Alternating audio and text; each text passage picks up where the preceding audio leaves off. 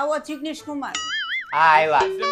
तो वो थारा मूड खराब कर दिया। જિગ્નેશ કુમાર, આજ 15મી ઓગસ્ટ છે, જરાક મોઢું મલકાતું રાખો. આપણે આજે આઝાદ થયા હતા. હાવ કૂતરું કોષ ગળી ગયું હોય એવું મોઢું કરીને બેઠા છે.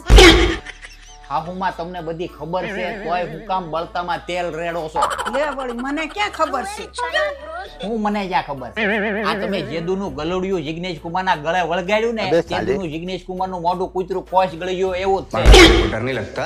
મમ્મી રહેવા દે ને, તું ક્યાં એને વતાવે છે? એને કોઈ દિવસ મારી કદર થવાની જ નથી. કદર ની ક્યાં કરે છો? આમ નામ એની કદર કરી કરીને હું એક દી હું કબરમાં ગળી જવાનો છું. એ હસ્ય કુમાર, મારે તમને ખોટું પૂછાય છે. એક તો હાથે કરીને જિગ્નેશ કુમારની ખળી કરો છો ને પાછા કયો મારે ખોટું પૂછાઈ ગયું.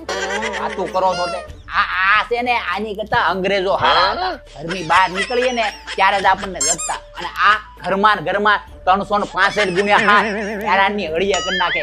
ધરાઈને ધાન ખાવા નથી દેવા બાયું. મારું હાલે ને આને પાછી મૂક્યો હું અંગ્રેજોને લઈ આવું.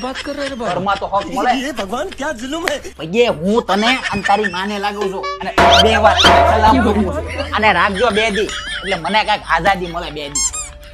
એવું લઈ ગયું છો. અરે કુમાર, મારી વાત તો સાંભળો.